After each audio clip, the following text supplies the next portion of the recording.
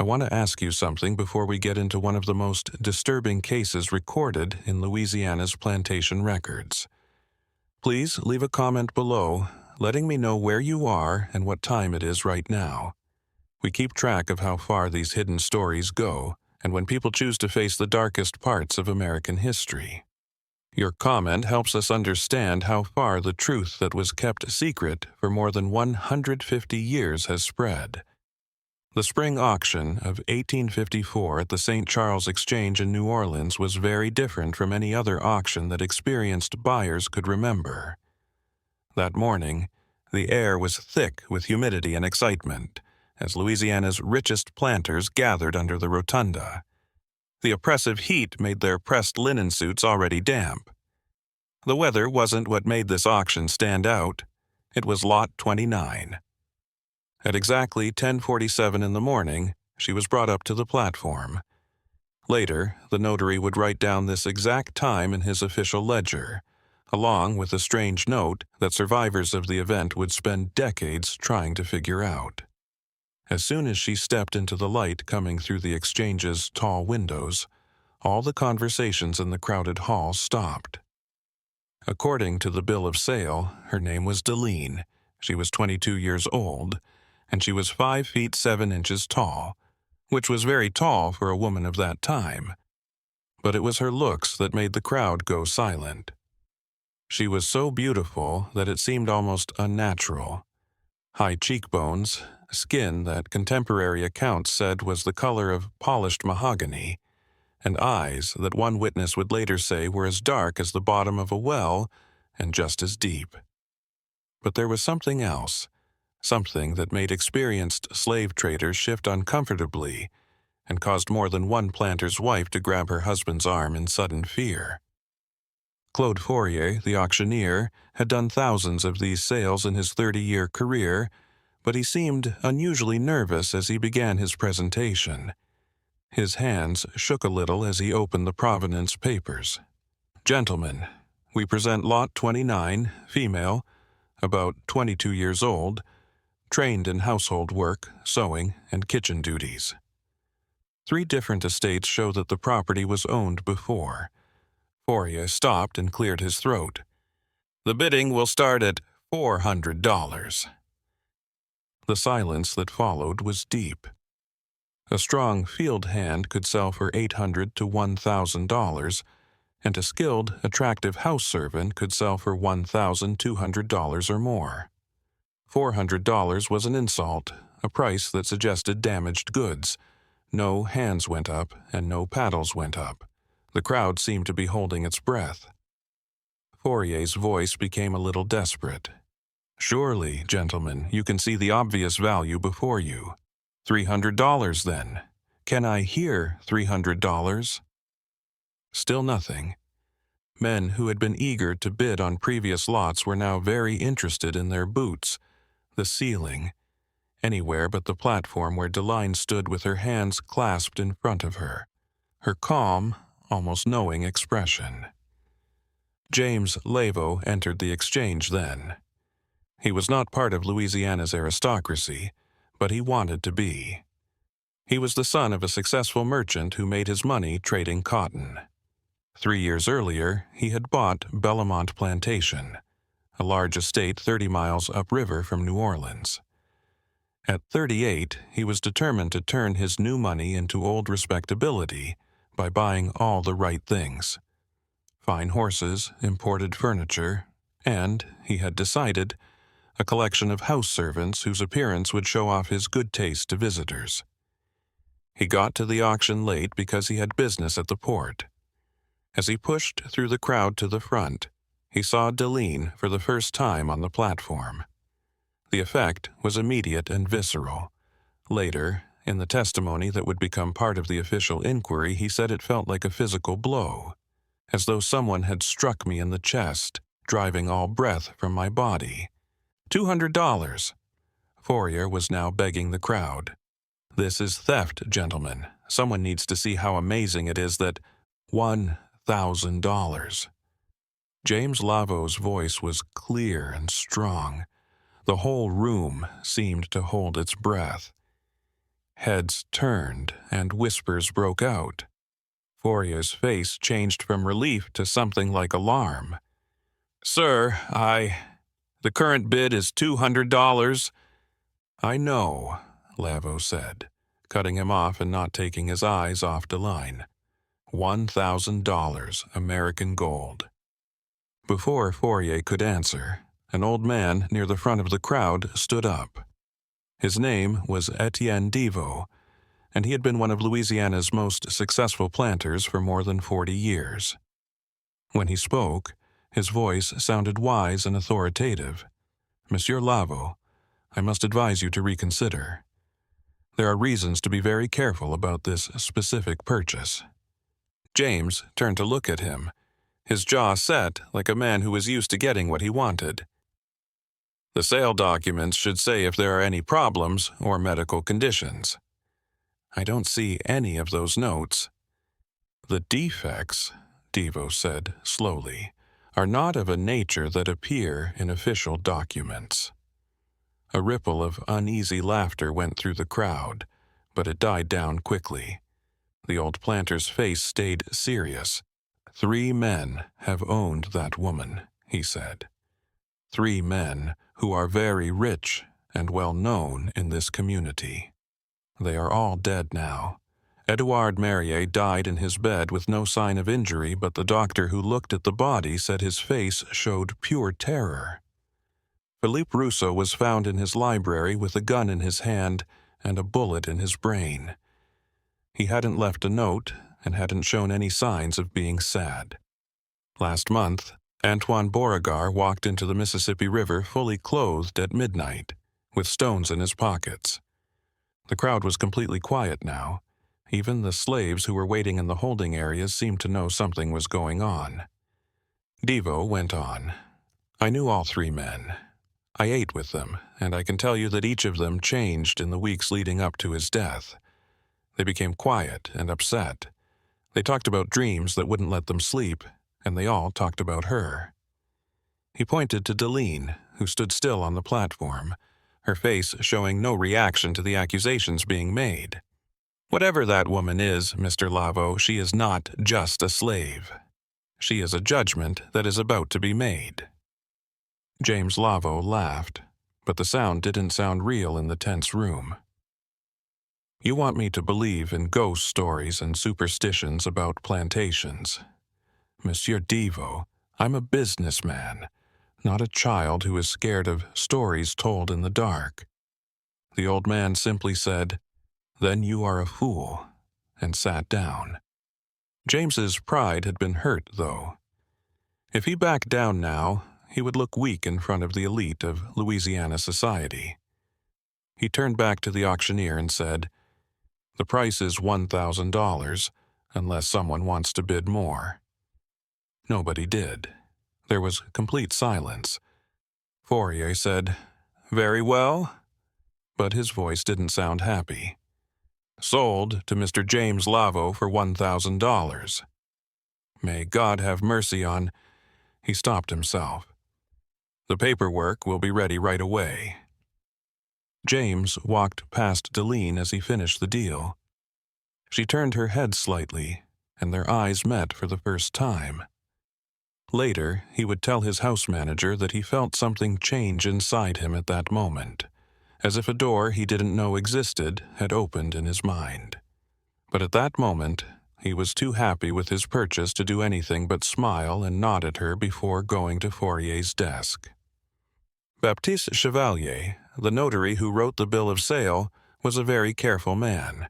His records, which are kept in the Louisiana State Archives, show that he paid special attention to this transaction. In addition to the usual information, he wrote in the margins in his careful handwriting, "Buyer was warned by Etienne Deveau and others present." Went ahead with the purchase, even though everyone advised against it. This note was made for the record in case there is a need for further investigation in the future. James Lavo's best carriage took them to Bellamont Plantation. He rode inside, and Deline sat next to the driver on the outside bench. The trip took most of the afternoon, and the spring landscape rolled by in a blur of green cane fields and moss-covered oaks. The driver, an older slave named Moses, who had worked for the Lavo family for 20 years, later told the investigators that he tried to talk to the new arrival. She was polite but brief in her answers. Yes, she could read and write. Yes, she had experience running a large household. No, she didn't know why her previous masters had died in such terrible ways. But when I asked her that last question, Moses would later tell the investigators, she looked at me with those deep eyes of hers and said something I ain't never forgotten. Sometimes, Moses, the universe keeps its own accounts, and some debts can only be settled in full, she said. Then she smiled. But a smile didn't make things better. It was the smile of someone who knows something that would break your heart if you found out. As the sun began to set behind the western tree line, Bellamont Plantation came into view. The main house was an impressive structure built in the Greek Revival style, which was popular among Louisiana's planter class at the time. White columns rose 2 stories, supporting a broad veranda that wrapped around the entire building. The interior rooms numbered 23, and a household of 12 slaves kept up the elaborate fiction of Gentile Southern living. When the carriage arrived, James Laveau's wife, Marguerite, was waiting on the porch. She was a thin, 35-year-old woman from a respected but declining Creole family who had married James for his money, and he had married her for her name. Both parties understood the arrangement, which had led to 3 years of cold civility instead of anything like affection. When Deline got out of the carriage, Marguerite's face went from bored interest to something like panic. She moved to the railing of the porch and held onto it with both hands. "James," she said, her voice tight, "what have you done?" He looked up at her, annoyed by the way she spoke. "I got a great house servant for a great price. Delphine will be your personal maid and help you manage the other staff in the house. I don't want her in this house. Send her to the quarters and have her work in the fields, but don't bring her into my home." Marguerite's voice had gotten a little louder and lost its usual controlled tone. James's face turned dark with anger. It was okay for his wife to be cold and distant when they were alone, but it was not okay for her to question his authority in front of the slaves. "You will mind your tongue, madam. You will be shown to the room off the kitchen," he said, turning to Deline, who had been standing quietly with a blank look on her face the whole time. "I am the master of this house, and I decide where my property is assigned. Talk to Celeste, my house manager, who will tell you what you need to do." "Yes, master," Deline said in a soft voice that sounded like honey poured over velvet. Celeste, a 50-year-old woman who had run the Bellamont household for more than 10 years, wrote in her diary that the arrival of Deline into the household caused immediate chaos.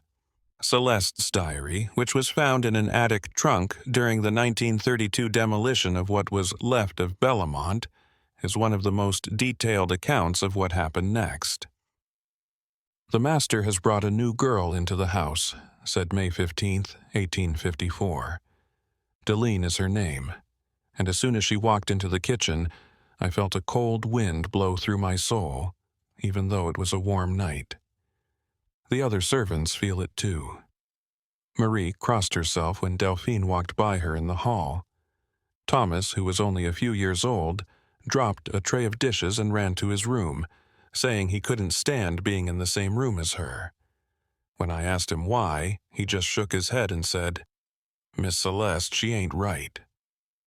There's something behind her eyes that isn't human." I tried to brush off such talk as superstition, but I can't deny what I saw myself. There was no draft in the kitchen, but all the candles flickered at once when Deline walked in. Even though the pot of stew had been cooking at a steady temperature for hours, it suddenly started to boil over violently. I felt like she could see every secret sin and cruel thought I'd ever had when she looked at me with those bottomless eyes.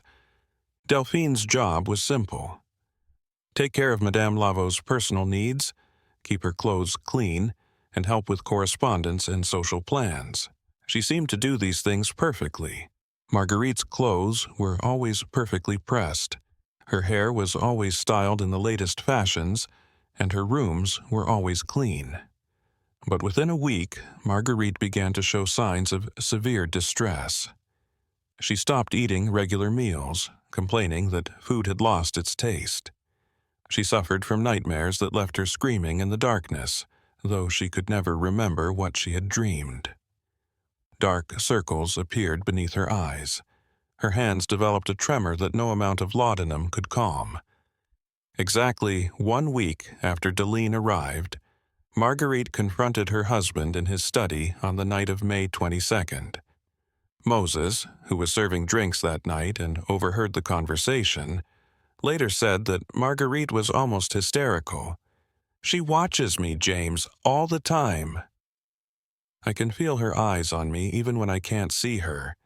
When she touches me, like when she brushes my hair or fastens my dress, her fingers are ice cold, and I feel something leaving me, like she's pulling the life out of my skin. James said, "You're being ridiculous." But Moses could tell that he didn't mean it. She's a servant doing her job. "I'll call Dr. Beauchamp if you're not feeling well." Marguerite hissed, "No doctor can help with this. That woman is not who she says she is." When she stands behind me, I see things in the mirror that aren't hers. Shadows that move wrong, and faces that aren't hers where hers should be. I woke up last night to find her standing over my bed in the dark and just watching me.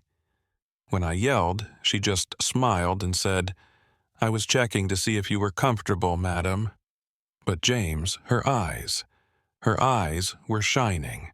"That's enough." James slammed his hand on the desk and said, "I will not put up with this hysteria. You will calm down or I'll keep you in your room until you do." Marguerite looked at her husband for a long time. Later, Moses said that her face changed from fear to something like pity. "She already has you, doesn't she?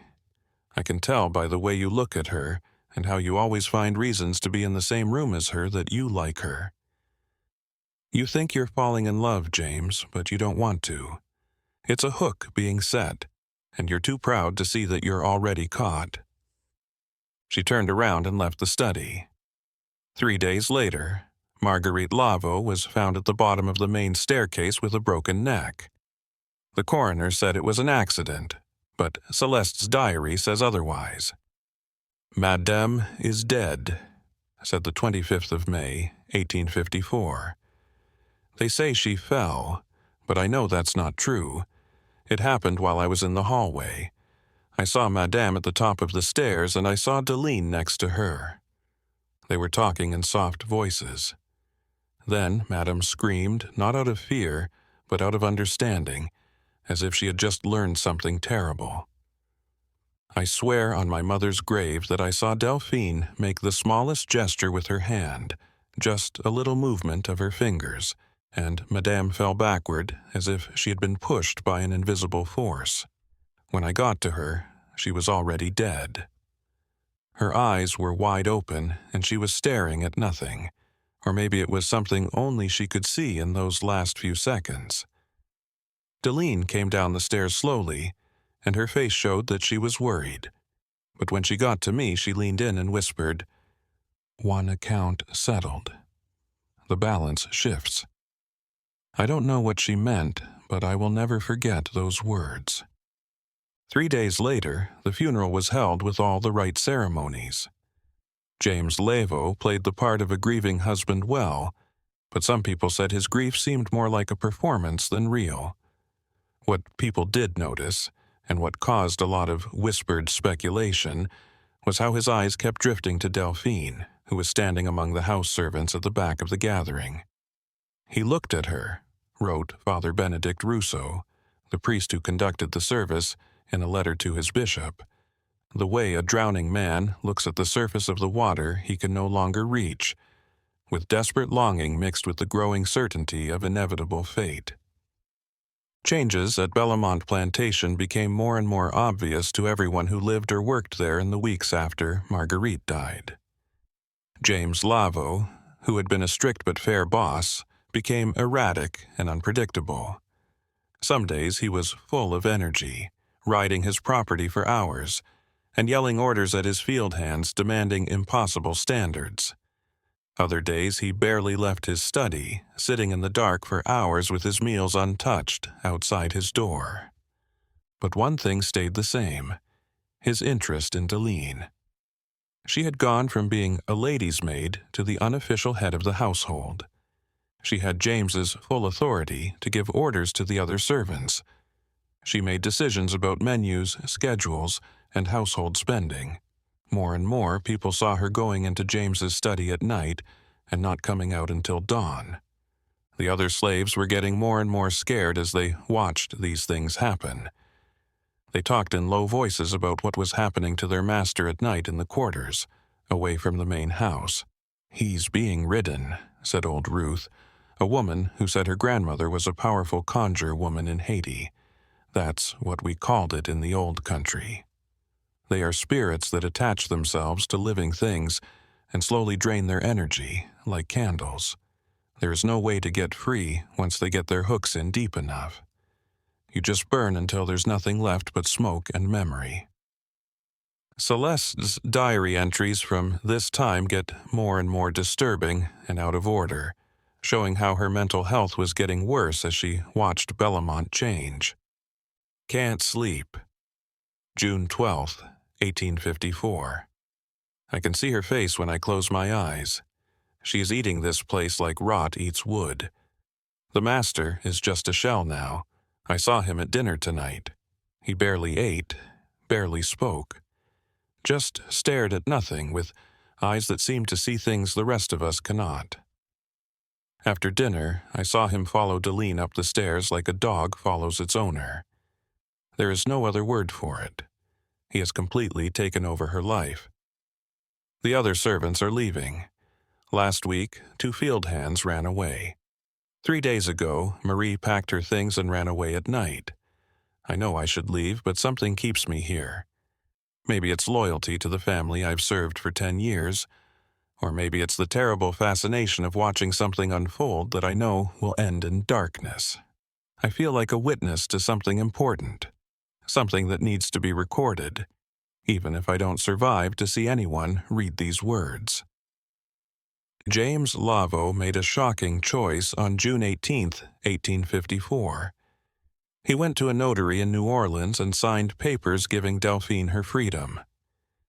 At the time, Louisiana law said that a slaveholder could free a slave under certain conditions, but it took a lot of paperwork and proof. The notary, Baptiste Chevalier, who had recorded the original sale just 5 weeks earlier, wrote his concerns in the margin of the manumission papers. Monsieur Lavo looked worse than before. He had lost weight, his hands were shaking, and his eyes were unfocused. When I questioned whether he was certain of his decision, he responded, "She was never mine to own. I see that now.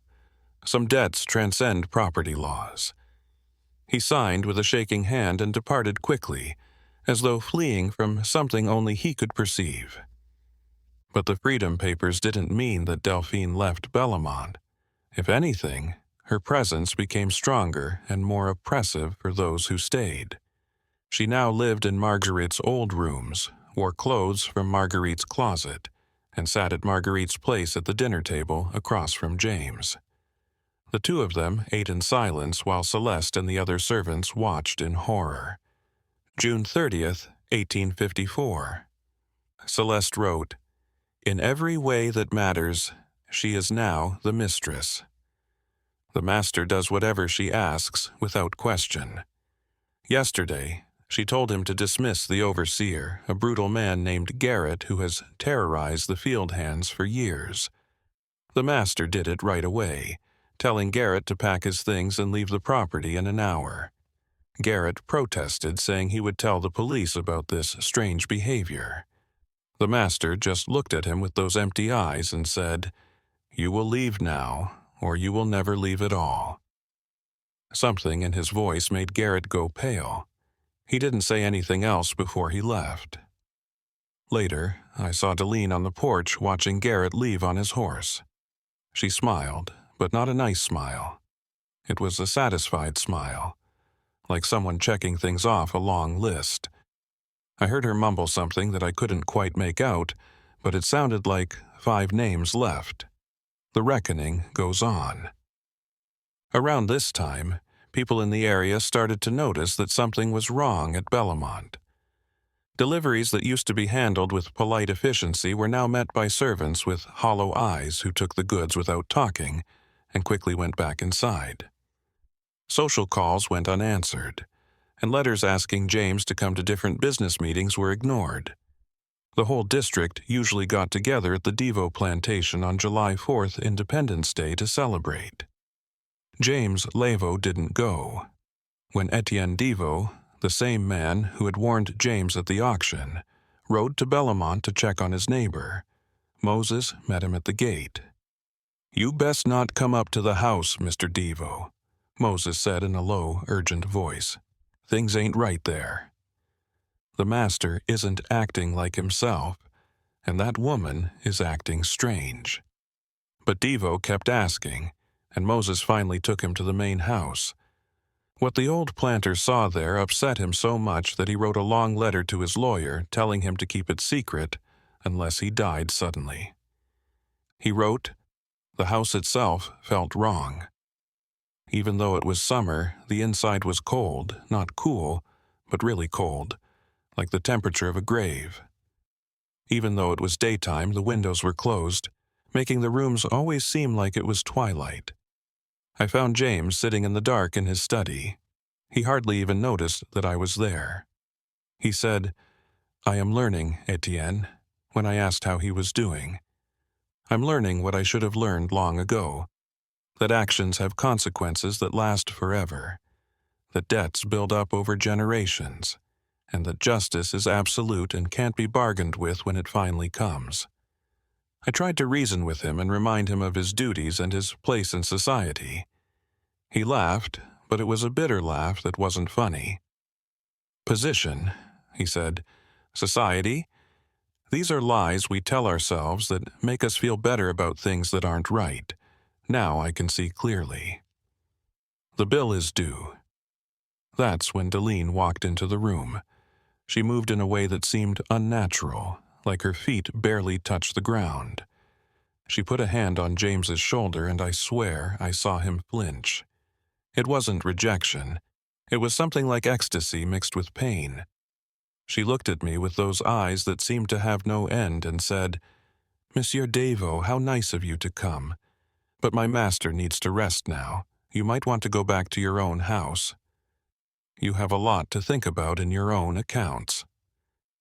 The way she said 'accounts' made my blood run cold. I left quickly and looked back once as I rode away. I could feel the weight of her gaze, measuring, calculating, and judging, even from that far away. She was standing on the porch watching me. There are many accounts of what happened at Bellamont Plantation in late July 1854 that, when put together, show a pattern of psychological and possibly supernatural breakdown. Celeste's diary entries become less and less coherent during this time. Sometimes they are just one sentence written in shaky handwriting, and other times they take up several pages in a cramped script that suggests she was writing in a hurry to record everything before she lost her memory or sanity. The master has started to walk the property at night, July 19th, 1854.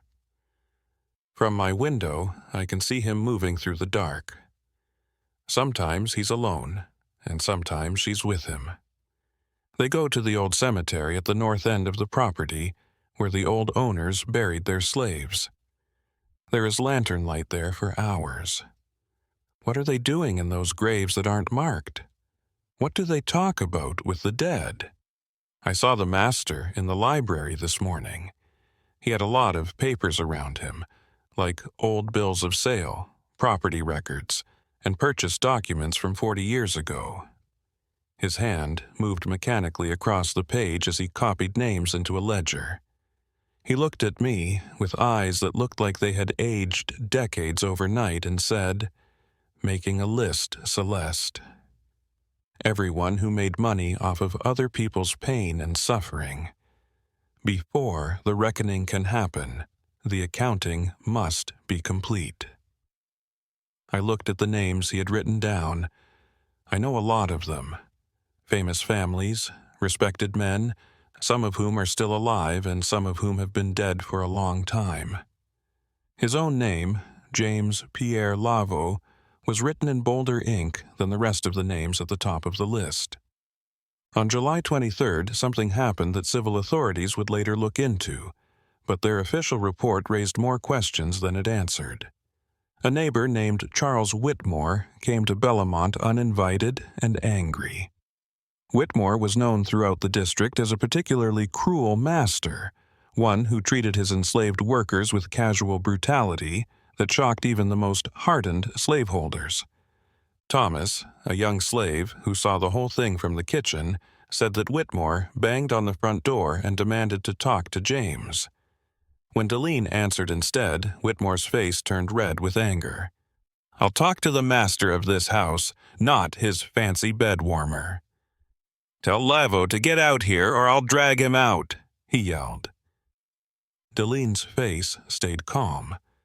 "Monsieur Whitmore, how interesting that you should come here. Master Lavo has been waiting for you. Are you expecting me? I haven't said anything." "Not expecting in that way," she said, her voice soft but clear in the still air. "Expecting in the sense that your name is on a certain list, a list of accounts that need to be settled." Whitmore's hand went to the gun at his belt. "How dare you talk to me like that? I should whip you until you're almost dead." "You should have a lot of things, Monsieur Whitmore. You should be kind. You should have a sense of right and wrong. You should have thought twice before beating that 14-year-old girl to death last month because she broke a dish. But you didn't, and now the books need to be balanced." Thomas later said that Whitmore's face changed from red to white in a second. "How do you know that? It was an accident. The girl was not very coordinated. Deline said, she was a child named Sarah." Her voice sounded like broken glass.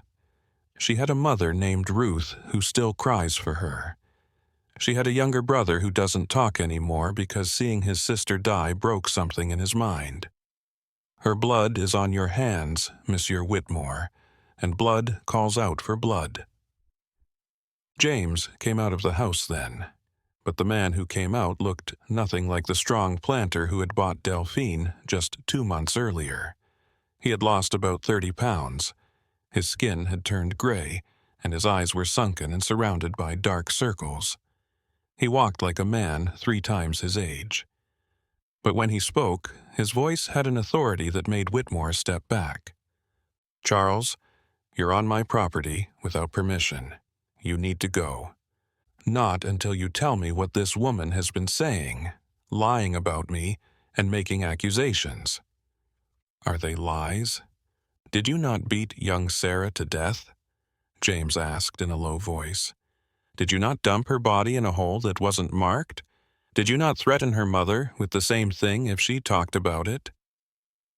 Whitmore's grip on his gun got tighter. "Those are my business, Lavo. I can do whatever I want with my property. What do you care about?" "I worry about it," James said, "because I'm learning how much it really costs to manage like that. Charles, every blow struck, every life taken, and every dignity destroyed do not go away into the past. They build up, they add up, and in the end, the bill has to be paid." Thomas said that what happened next was something he could never fully explain. Delphine made a small gesture with her hand, just a slight movement of her fingers, and Charles Whitmore clutched his chest, his face twisting in pain. He stumbled back, gasping for air, and his gun fell from his nerveless fingers. What are you doing to me?" he choked out. "I'm not doing anything," Delphine said calmly. "Your heart is going against you." The organ that should have been full of love was full of hate instead, and now it can't handle its own poison. "Mr. Whitmore, this is not my judgment. This is the punishment for every life you ruined, given to you through your own broken body." Whitmore fell to his knees and then forward onto his face.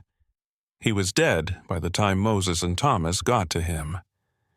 Dr. Philippe Beauchamp's follow-up exam showed that Whitmore had had an apoplectic event, probably because of years of drinking too much and acting badly.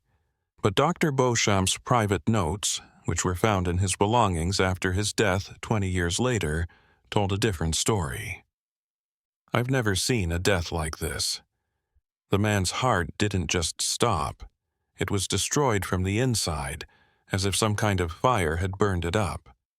The tissue around it showed signs of trauma that I can only describe as impossible. Whatever killed Charles Whitmore, it wasn't a natural event. The calm certainty in Deline's eyes as she watched him die made it seem like she knew exactly what was going on, and may have planned it through means I can't name in any official document. After Whitmore's body was taken away, life at Bellamont continued to get worse. The field hands who had seen Whitmore die now looked at Deline with a mix of fear and something like respect. She walked among them in the evenings, speaking to them in low voices, learning their names, their stories, and the details of their suffering. She asked me about my children, one field hand named Josiah later testified, asked where they were, who owned them now. I told her that 5 years ago, 3 children under 10 were sold to different buyers in 3 states to pay off Master James's gambling debts. She heard everything and then put her hand on my shoulder and said, "Their names will be added to the accounting. All debts will be paid. All separations will be answered for." At the time, I didn't get what she meant, but I do now. She was collecting proof to make a case against every man who had taken advantage of our suffering. And what about Master James? He was being helpful. They would sit in the library every night going through papers and writing down names in that ledger. Master James would cry while he wrote sometimes, but he never stopped. It was as if he couldn't stop, like he had to finish a job that was killing him. By early August, James Lavo was practically a prisoner in his own home. He hardly ever left his study, and Celeste brought him food, but she said he barely ate. The room had become a mix between an archive and a shrine, with papers covering the walls. Names, dates, transactions, maps showing the routes of slave ships, and detailed genealogies tracing the fates of families torn apart by sale. In the middle of it all was a large leather ledger that James filled with methodical precision, page after page of names, sins, and debts. Celeste's entry from August 7th gives us important information about what was going on. "I don't think the master is fully himself anymore," said August 7th, 1854. "Or maybe I should say that I think he is more than himself. I see something in his eyes that wasn't there before when he looks at me. It's like he knows something that he doesn't know. The words he says are his, but the knowledge behind them is old and terrible. He asked me today, 'Do you know how many lives my family ruined to build this plantation, Celeste?' I didn't really know until she showed me. My father, my grandfather, and generations of Lavos bought people, worked them to death, and then bought new ones. This cycle of suffering made us rich, gave us comfort, and put us in a good place in society. Last night, I counted the names in the ledgers. 743 people who owned Lavo died before they turned 40, mostly from working too hard, not getting enough food, punishment, or despair. Those are just the ones that were written down. How many more are there? How many babies were born here and sold before they could be added to the inventory? How many deaths that were thought to be caused by natural causes were actually murders that happened because of carelessness or cruel intent? It is impossible to figure out the real account, but she does know. She can remember all of them. She has their names, their stories, and their unfinished business with her. Now, through me, that business will be done. Celeste tried to get in touch with Dr. Beauchamp, hoping he could help James. But when the doctor got there on August 10th, Deline met him at the door and said, "The master is not receiving visitors. I'm his doctor. I must insist." She stopped him and said, "You are also the owner of 6 slaves, 3 of whom you bought from the estate of Antoine Beauregard. One of them was a young woman named Marie, whom you bought for personal reasons that no doctor should do with people under his power. Would you like me to keep reading from this account, doctor, or would you rather leave now and think about your own impending judgment?" Dr. Beauchamp left without saying anything else. 6 weeks later, he hanged himself in his study, leaving a note that said, "The inventory of my sins exceeds my capacity for living with them." By the middle of August, the changes at Bellamont had reached their peak. The field hands no longer worked under threat of punishment, an overseer or a whip. They worked harder than ever, not for James Lavo's sake, but for Deline's. Under her direction, they planted certain crops in certain patterns.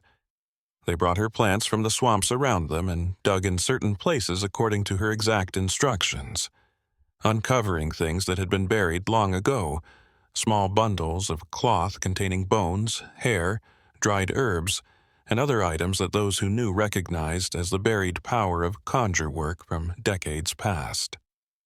"She's gathering it all," old Ruth told the others one night. "All the old knowledge and hidden power that our grandparents brought from Africa and buried in this soil to keep it safe from the masters. She knows where everything is.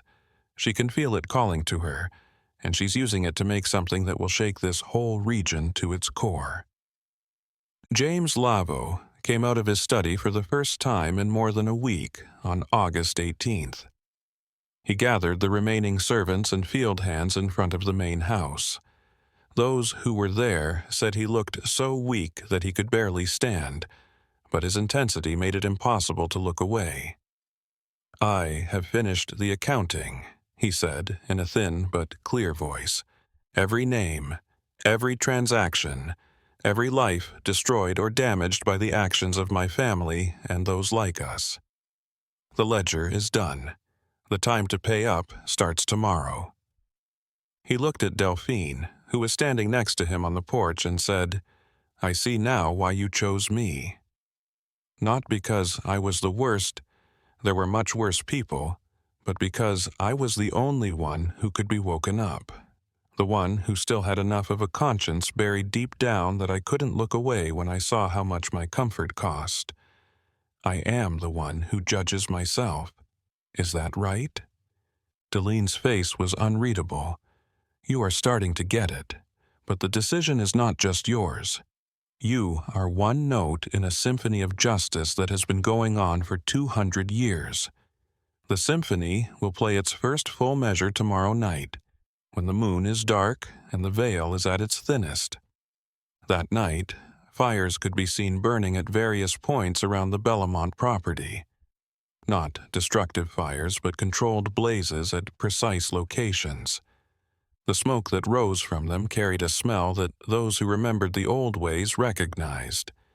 It was the smell of summoning, of calling across the barrier between the living and the dead.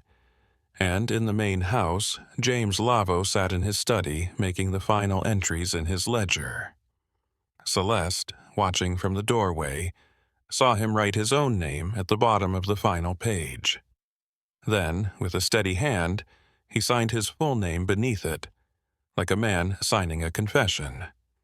If you've made it this far into this account, I want to pause and ask something of you.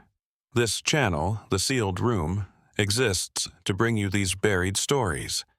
The histories that were deliberately hidden, the truths that make people uncomfortable. If this investigation into America's darkest corners speaks to you, if you believe these stories need to be told, take a moment right now to subscribe and turn on notifications. These aren't just ghost stories. They're accountings of real injustice, real suffering, and sometimes real consequences. Help us make sure they reach the people who need to hear them. Now, let's return to Bellamont Plantation.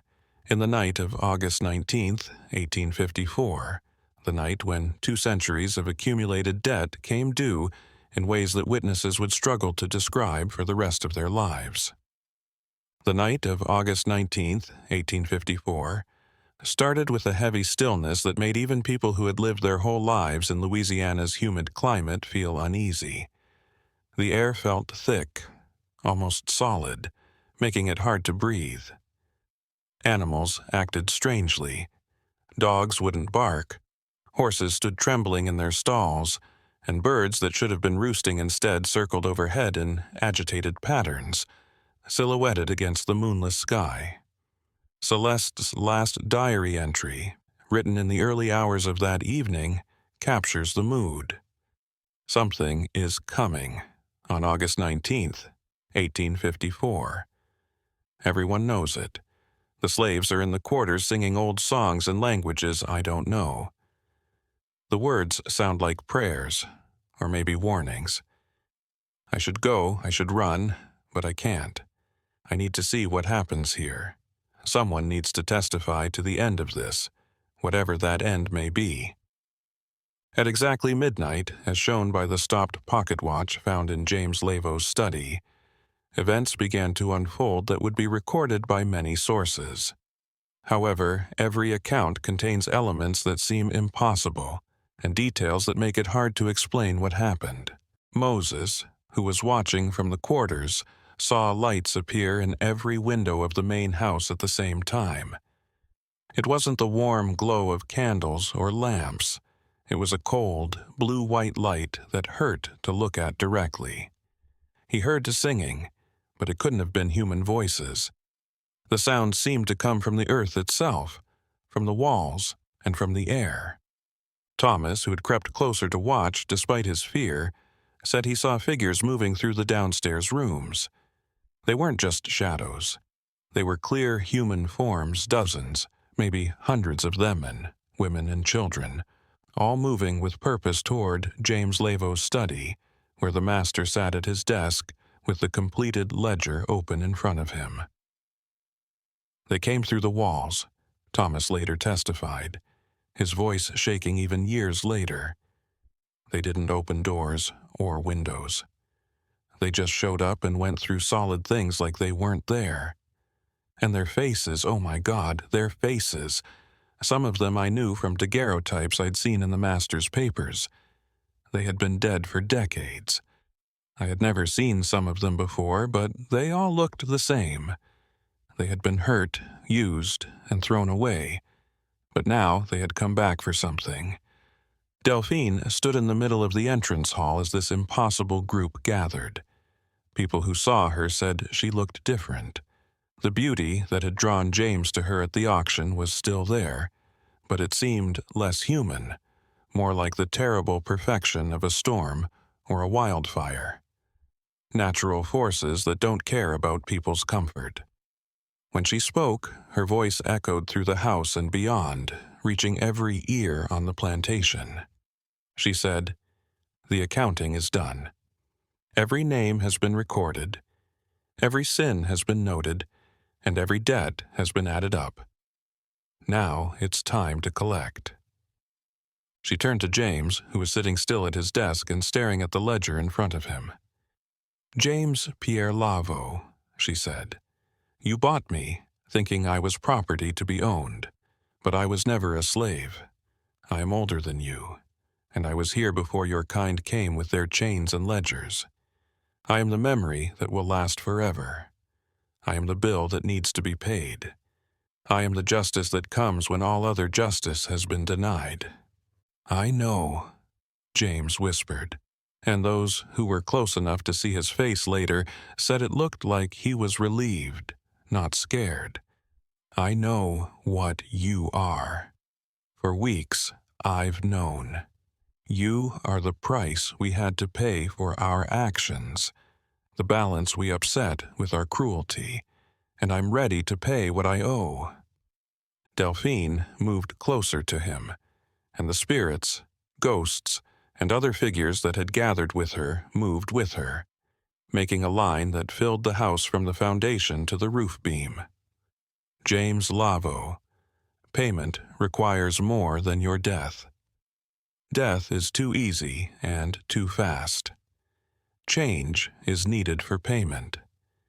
You will turn into what you used to own.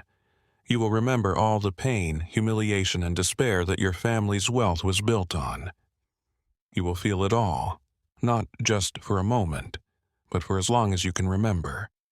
And when you finally fade away, your essence will join with all the others, becoming part of the collective testimony that makes sure these crimes are never forgotten.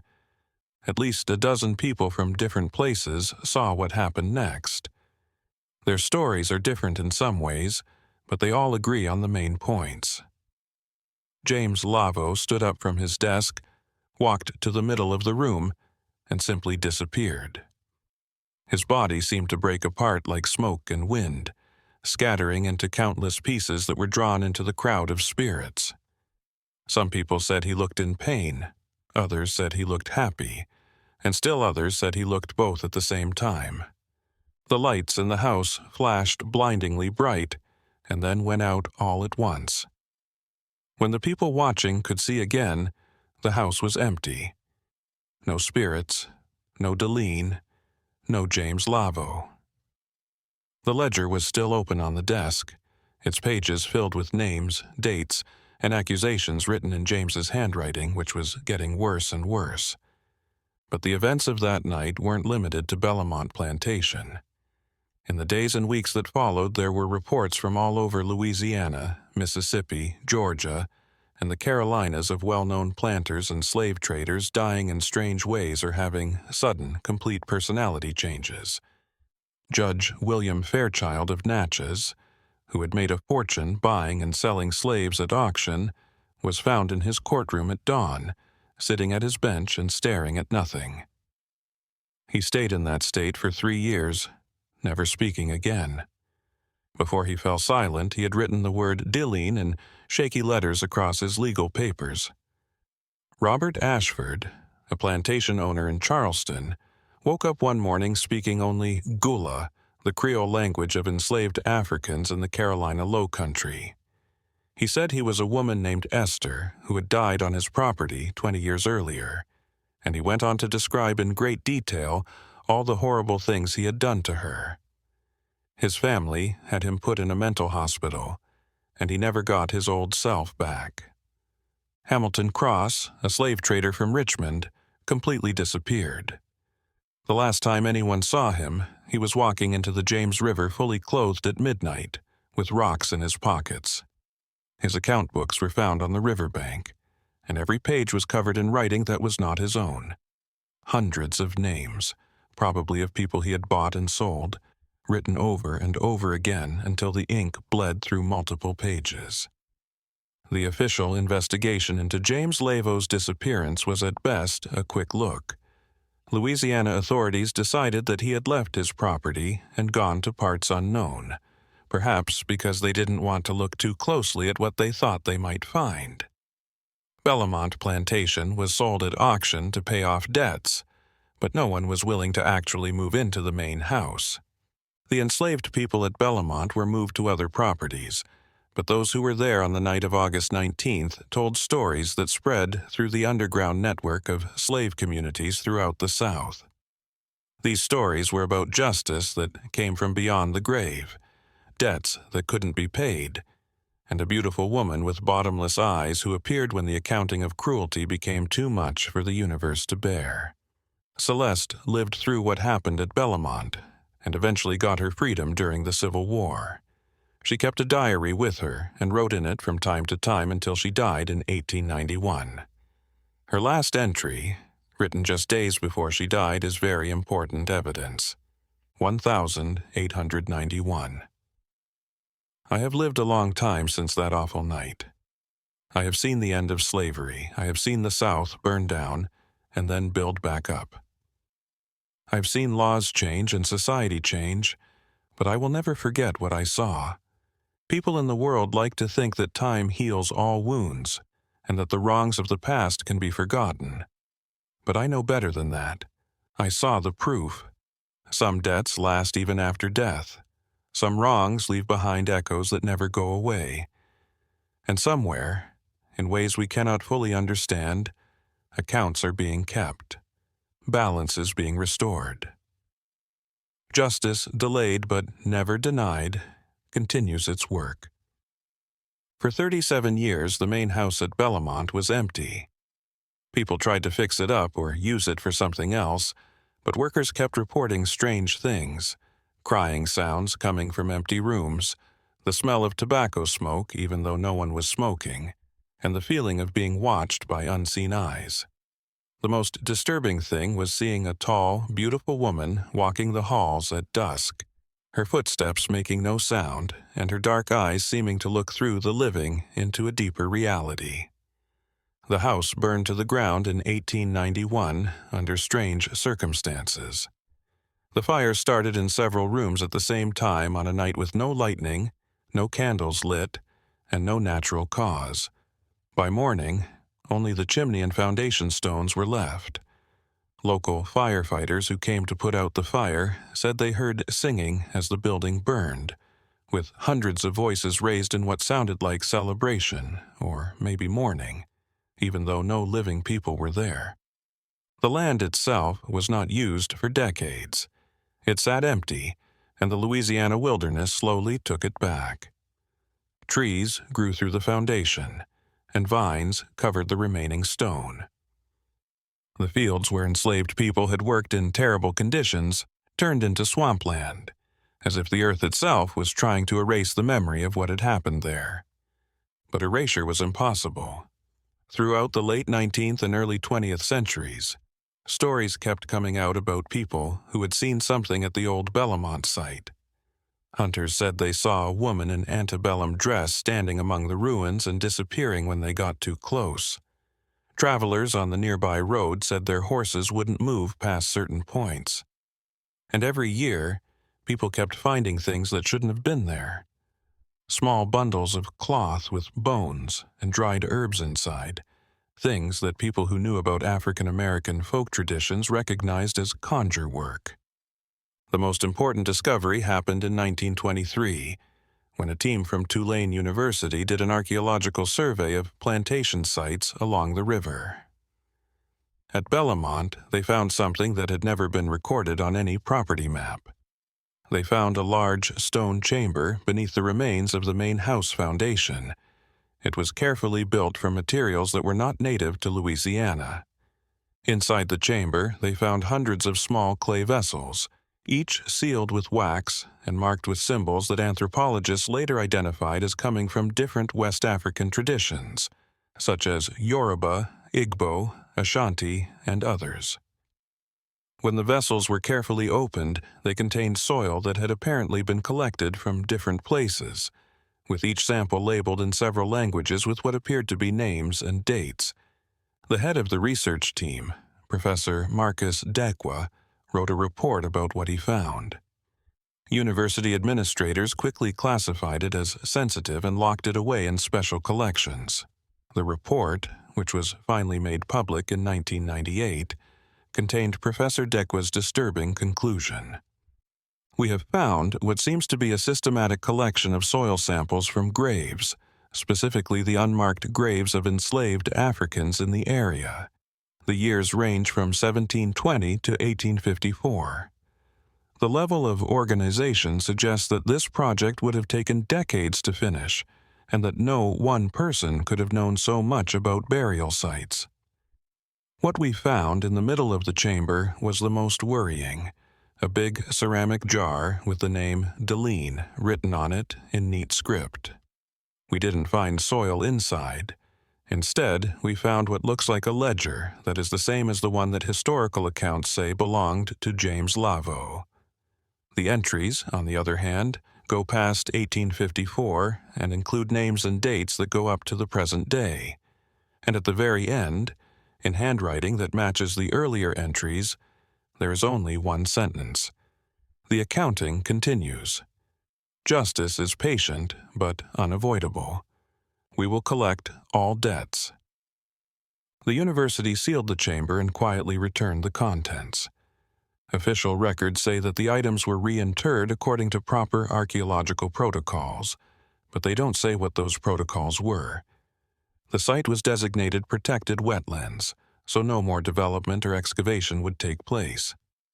In 1967, during the height of the civil rights movement, something remarkable happened at the former Bellamont site. On the night of August 19th, exactly 113 years after the events documented in this account, over 1,000 people spontaneously gathered at the location. They came without organization or announcement, drawn by what many described as an inexplicable compulsion to be present. Sarah Beaumont, the great-great-granddaughter of Josiah, the field hand who had talked to Deline about his sold children, was there. Sarah had become a well-known civil rights organizer, and she later talked about her experience in an interview that is now in the Library of Congress Oral History Collection. I didn't know why I had to be there that night. I just knew I had to. There were already hundreds of people there when I got there, both black and white, young and old. There was no talking. We stood still in the dark. At exactly midnight, we all heard it. Singing. Hundreds of voices sang in harmony, but none of us were making the sounds. It wasn't scary, it was pretty. It sounded like our ancestors were welcoming us and thanking us for remembering and continuing the work of justice they started. I swear on my life that I saw her. A tall, beautiful black woman standing in the middle of where the main house used to be. She was looking at all of us with these very deep eyes, and I felt like she was judging how far we'd come and how far we still had to go. Then she smiled, not a happy smile, but a smile of support, and she faded away into the dark like smoke. We all stood there in silence for a moment after the singing stopped. Someone started singing "We Shall Overcome," and everyone else joined in. It felt like we were being given a blessing to keep going with the work, like the spirits of those who had suffered were passing the torch to us and trusting us to keep fighting for justice. The site has since become an unofficial place of pilgrimage. People leave flowers, light candles, and plant trees. In 2004, a historical marker was put up, but the text is very vague, only saying that a plantation once stood here, home to many enslaved people whose names and stories have been lost to time. But those who know the full story understand that the names were never truly lost. They were recorded, they were remembered, and in ways both mysterious and unmistakable, they continue to demand acknowledgement. The most recent documented encounter happened in 2019. A descendant of Charles Whitmore, the planter who died after confronting Deline, visited the site as part of a personal quest to understand his family history. He had discovered his ancestors' involvement in slavery through genealogical research and felt compelled to make some form of amends. His account, posted on a genealogy forum and later verified through multiple sources, described standing at the site at sunset, trying to formulate words adequate to express his horror at his ancestors' actions. While he was standing there, he felt someone next to him. When he turned around, he saw a tall, beautiful woman with dark skin and eyes that seemed to go on forever. She didn't say anything, he wrote, but I understood what she was saying. That acknowledgement was a start, but only a start. That the work of fixing things is never done. That every generation has to decide whether to keep hurting people or stop. She looked at me with something that wasn't quite forgiveness. I don't think I deserved forgiveness, but maybe it was permission to try to be better. After that, she was gone, and I was alone again. But I felt different, like I had lost some weight I didn't know I had been carrying. Not all of it, but enough to help me move on. The old Bellamont Plantation is still a place where the lines between past and present seem to blur. People who visit say they have strange experiences, like having vivid dreams about lives they never lived, sudden emotional reactions they can't explain, and sometimes seeing a tall, beautiful woman with dark eyes who watches from the edge of a perception, holding centuries of memory and judgment. People say that the ledger that James Lavo made never officially came back, but it does come back from time to time, always with new names added in different handwriting, as if the accounting is still going on even though no one person is doing it. Some say it shows up in the hands of people who need to see it, people in power who have forgotten how their decisions affect people, who have gotten used to systems of exploitation and cruelty. Whether these stories depict supernatural occurrences, collective psychological phenomena, or merely the influence of guilt and memory, one fact remains indisputable. The events at Bellamont Plantation in 1854 have permeated the folklore and historical awareness of the region in a manner that surpasses mere ghost tales. They evolved into a parable concerning debt and repayment, the inescapability of the repercussions of cruelty, and a justice system that functions on timescales exceeding individual lifetimes. In the archives of the Louisiana Historical Society, there is a small collection of items that were given anonymously in 1954, exactly 100 years after the events at Bellamont. One of these items is a daguerreotype photograph from 1853 that shows a group of people at what looks like a slave auction. In the background, barely visible, is a tall woman with stunning beauty who is watching the proceedings with an expression that can only be described as patient calculation. On the back of the photograph, in handwriting that matches the entries in James Lavo's ledger, it says, "She was there before. She is here now. From then on she will be. Justice never dies, and neither does memory." The story of Deline and James Lavo is still officially unsolved. It is listed in historical records as a case of abandonment and property loss during the turbulent 1850s.